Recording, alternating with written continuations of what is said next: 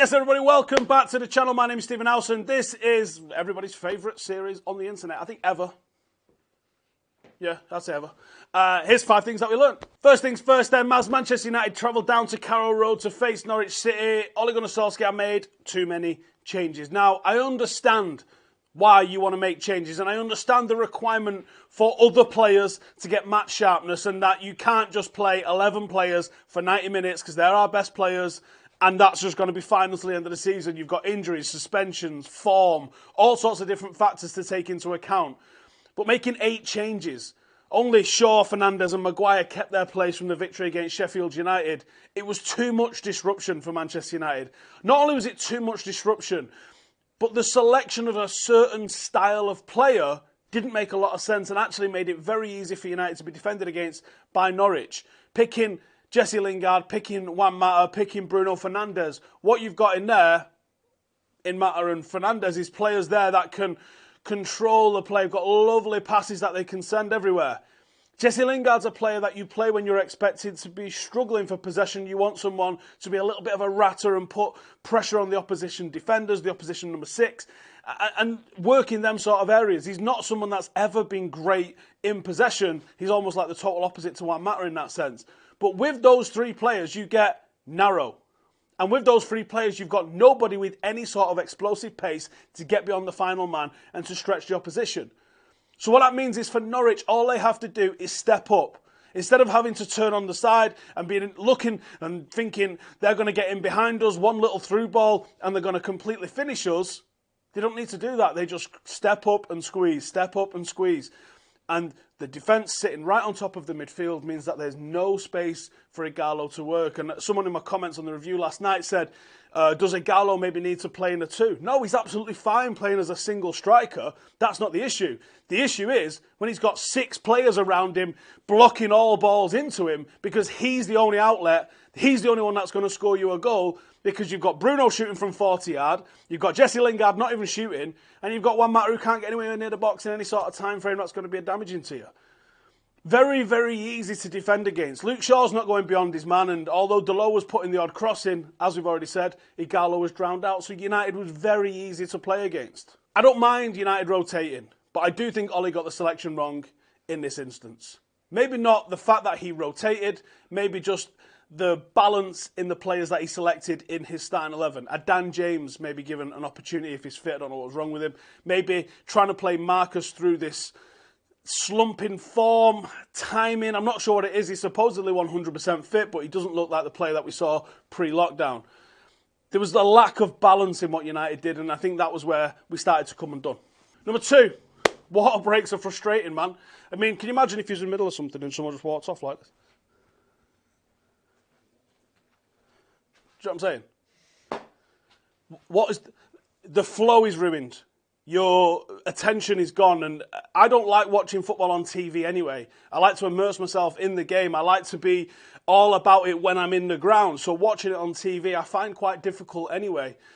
And when there's water breaks, you're used to football having a break for 15 minutes. When there's a water break, I've switched off, I've drifted off, and then the game's restarted, and it seems to me like United get into this sort of habit as well. We look like we've drifted off, we look like we're not quite at the races, and every single time we've had one of these water breaks, it's disrupted the flow that Manchester United had going into it, or we've come out of it and the opposition have just started to take control of the game.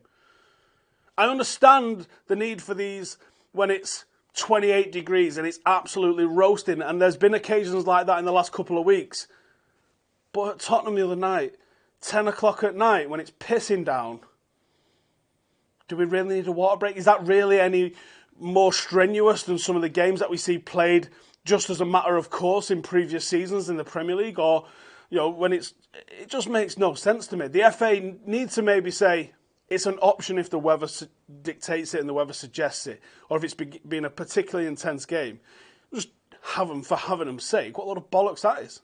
Number 3, Ighalo scores again. So that would now be his 5th goal in 4 starts, and actually in the FA Cup it's 3 goals in 2 starts. Odion Ighalo, for me, almost the perfect backup striker doesn't want to play every single game, isn't going to kick off when he isn't playing, delighted to be at the club, works hard, comes in and changes the game when he comes off the bench. But when you ask him to start and you ask him to do a job, he does the job. Today he scored one of the scruffiest goals I've ever seen anyone score, very Zlatan-esque in the way he managed to get his foot up and get an ankle on it, maybe. I don't think it was a clean shot with his foot, but he come in and he done a job. Can't ask for more than that. Number 4, look, we just weren't good enough.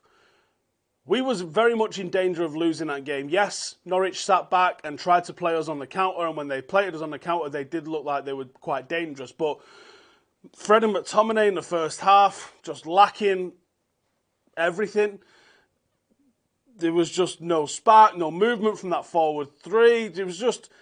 It felt like every game United have dropped points in this season. Every game that United have stepped up to the plate and gone, actually can't be asked.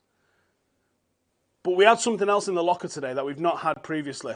Ollie had the opportunity, he had the opportunity to make 6 substitutes, which we've never technically had ever before either. He brings on Rashford. He brings on Marshall. He brings on Pogba. He brings on Matic. And he brings on Williams. And he changed the game. And it's hard to change the game, I think, when you're an hour in and everyone's in a bit of a rut. But he did change the game. And Paul Pogba looked outrageously good when he came on. And Paul Pogba was dominating. Bruno was knackered and he needed someone to step up. And I think that someone that stepped up was Paul Pogba. Thought Marcus was poor. Thought Matic looked all right and actually got involved a little bit. Thought Williams got involved a little bit and his energy and his tempo was good and it was good to see. Tony Marshall looked like a threat when he was in the box. But it was Paul Pogba. Besides them guys coming on and sort of adding a little bit of quality, it coincided with the red card and the fact that Norwich then just completely sat back and was just like, we're going to take it with old Timmy boy back to penalties because they know that Tim Krul's going to pull out some outrageous mutant saves and probably knock us out of the cup. If it wasn't for that, we'd have been right in the shit.